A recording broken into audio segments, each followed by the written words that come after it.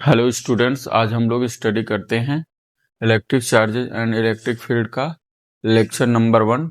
आज हम लोग स्टडी करेंगे कूलॉम्स लॉ के बारे में। ठीक है, तो आइए स्टडी करते हैं कूलॉम्स लॉ।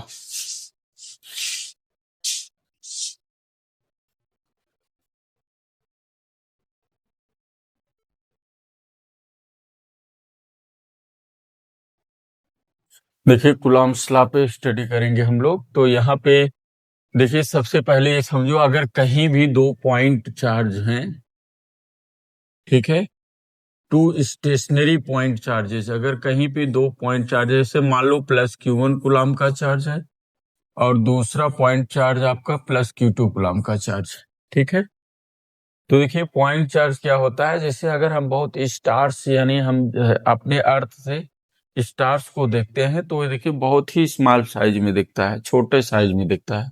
ठीक है, ऐसा नहीं है कि उसकी वैल्यू कम है, वैल्यू रहती है, लेकिन उसको हम दूर से देखते हैं तो वो स्मॉल साइज का दिखता है, छोटा।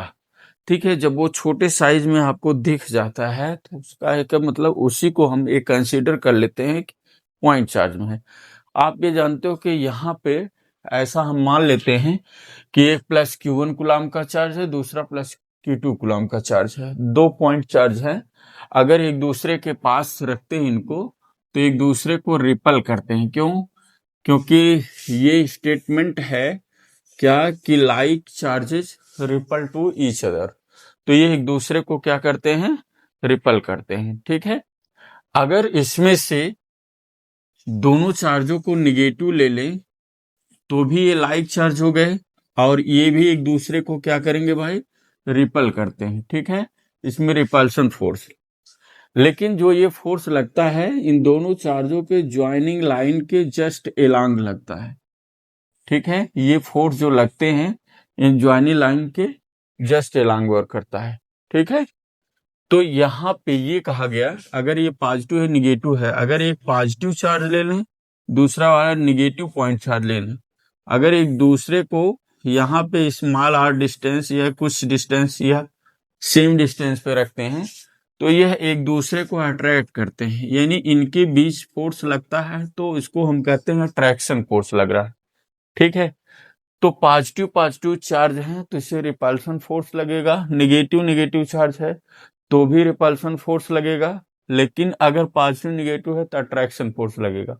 हाँ, ध्यान रखना, चाहे इसमें अट्रैक्शन हो और इसमें चाहे अट्रैक्शन हो चाहे रिपल्सन हो, लेकिन ये चार्ज रेस्ट में है और रेस्ट में चार्ज अगर रहते हैं तो इनको हम कहते हैं इलेक्ट्रोस्टैटिक्स फोर्स। ठीक है, इन फोर्सों को हम कहते हैं इलेक्ट्रोस्टैटिक्स फोर्स, यानी charge at rest is called, ठीक है, इलेक्ट्रोस्टैटिक्स फोर्स। कहने का हमारा मतलब ये, अगर दोनों चार्ज एक क्या होते हैं, एक फिक्स डिस्टेंस कहीं है तो इनके बीच में अगर फोर्स लगेगा चाहे वो रिपल्सन का चाहे अट्रैक्शन का, तो इसको हम क्या बोलते हैं, इलेक्ट्रोस्टैटिक्स फोर्स कहते हैं। ठीक है, इन्हीं नियमों के बेसिस पे, जैसे चार्ज की प्रॉपर्टी पे ही कूलॉम्स ने अपना एक लॉ दिया। ठीक है, उन्होंने लॉ ये दिया कि मान लो कि कहीं पे दो पॉइंट चार्ज है, एक प्लस Q1 कूलॉम का दूसरा प्लस Q2 कूलॉम का, और इसकी एक फिक्स डिस्टेंस है यहाँ पे स्मॉल r, अननोन है लेकिन ये फिक्स डिस्टेंस को हम मान लेते हैं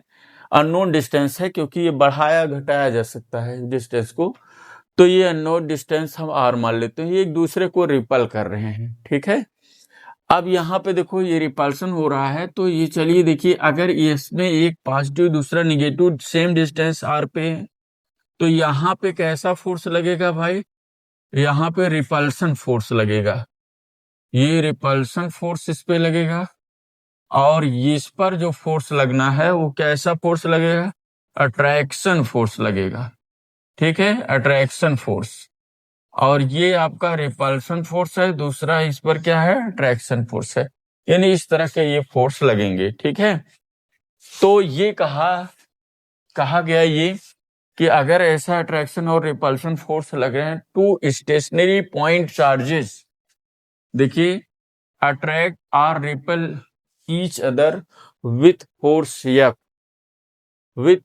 F, which is directly proportional to product of magnitude of their charges, product of magnitude of their charges and inversely proportional to square of the distance between them। ठीक है। और एक चीज तो आपको बता ही दिया कि ये दोनों फोर्स जो होते हैं लगते हैं, ये रिपल्सन फोर्स इन चार्जों के ज्वाइनिंग लाइन के जस्ट एलॉन्ग वर्क करते हैं। ठीक है। तो यही कहा गया, अगर इन दोनों को देखिए, एक चीज और है, अगर इसमें देखो एक प्लस Q1 कूलम का चार्ज लेंगे, दूसरा माइनस Q2 कूलम का चार्ज लेंगे, तो अगर ये दोनों चार्ज एक दूसरे को यहाँ अट्रैक्ट कर रहे हैं, यहाँ रिपल कर रहे हैं, लेकिन यहाँ भी इलेक्ट्रोस्टैटिक्स फोर्स आप लगाओगे तो यह प्रोपोर्शनल टू Q1 Q2 यानी मैग्नीट्यूड ऑफ चार्जेस यहाँ पे आप दिखाओगे तो यहाँ माइनस Q2 होगा, तो ये हमेशा पॉजिटिव कंसीडर किया जाएगा, यानी Q1 इंटू Q2 हो जाएगा। ठीक है, ये पॉजिटिव कंसीडर होगा। ठीक है, ये सिचुएशन क्रिएट करेगी। तो यही बताया उन्होंने क्या कि ये F is directly proportional to Q1 and Q2 यानी टू स्टेशनरी पॉइंट चार्जेस। ठीक है, two stationary point charges attract और repel each other with force F which is directly proportional to product of magnitude of their charges and inversely proportional to square of the distance between them। अगर इसको हम दोनों को, इसको equation 1 इसको equation 2 से denote करें तो इन दोनों को हम क्या करते हैं, कंबाइन कर सकते हैं। ठीक है, तो कंबाइन करेंगे यानी आपका जो चार्ज यहाँ पॉजिटिव निगेटिव, तो दोनों को हम यहाँ पे कंबाइन कर देते हैं। तो कंबाइन करेंगे तो क्या आएगा भाई, कंबाइन करेंगे तो ये आएगा, यह proportional to Q1 Q2 upon R square. ठीक है, अब यहाँ पे ये प्रोपोर्शनल का अगर सिंबल हटाओगे तो ये प्रोपोर्शनली कांस्टेंट है, अगर इसका सिंबल हटाओगे तो कोई न कोई कांस्टेंट आएगा। तो यहाँ पे कांस्टेंट क्या आ जाएगा भाई, F अगर हम इक्वल कर दें तो ये प्रोपोर्शनल कांस्टेंट क्या आ जाएगा, Q1 Q2 बाई अपॉन क्या हो जाएगा, R स्क्वायर। ठीक है, इस प्रोपोर्शनल कांस्टेंट को हम यहाँ K कहेंगे। ठीक है, अगर ये दोनों चार्ज जैसे यहाँ पे प्लस Q1 कूलम का चार्ज रखे थे, यहाँ प्लस Q2 कूलम का चार्ज रखे थे, इसकी डिस्टेंस R और एक दूसरे को ये रिपल कर रहे थे, इसमें रिपल्सन फोर्स लग रहा था। ठीक है, अगर ये चार्ज किसी मीडियम में रखे गए हैं, ठीक है, तो अगर ये किसी मीडियम में रखे गए हैं तो उस मीडियम के प्रेजेंस से इस पर जो फोर्स वर्क करेगा तो वो डिपेंड करता है किस पर, जानते हैं, इस प्रोपोर्शनल कांस्टेंट की वैल्यू 4 पाई एप्सिलॉन होती है और Q1 Q2 अपॉन क्या होता है, R स्क्वायर। ठीक है, ये F की वैल्यू इतना आ जाएगा, आपका क्या हो जाएगा, न्यूटन। लेकिन अगर इन दोनों चार्जों को, इस पर एक प्लस Q1 कूलम का चार्ज, दूसरा प्लस Q2 कूलम का चार्ज होता है, इसके डिस्टेंस R, ये भी रिपल करेगा एक दूसरे को। अगर इसको किसी मीडियम की बजाय अगर हम इसको एयर या वैक्यूम में रख देते हैं, तब यही फोर्स जो प्रोपोर्शनल कांस्टेंट लगेगा, तो यहाँ के की जगह 1/4 पाई एप्सिलॉन नॉट यूज करते हैं और Q1 Q2 upon R square होता है, इतना आ जाएगा क्या भाई, न्यूटन हो जाएगा। ठीक है, अब यहाँ पे एप्सिलॉन को क्या कहते हैं, इसको कहते हैं absolute permittivity of the material medium, और एप्सिलॉन नॉट को कहते हैं permittivity of the free space कहा जाता है। ठीक है, इसमें हम रिलेशन भी दिखा सकते हैं कि रिलेशन हमारा क्या होता है, रिलेशन बिटवीन एप्सिलॉन और एप्सिलॉन नॉट होगा। ठीक है, आगे हम इस रिलेशन को आपको बताएंगे। ठीक है, तो यहाँ पे ये देखिएगा, तो ये आपका 1/4 पाई एप्सिलॉन, ये प्रोपोर्शनली कांस्टेंट है, तो ये आ जाएगा 1/4 पाई एप्सिलॉन और Q1 Q2 by R square. ठीक है, आज पहले लेक्चर में इतना ही, फिर मैं नेक्स्ट वीडियो आपको डालता हूँ।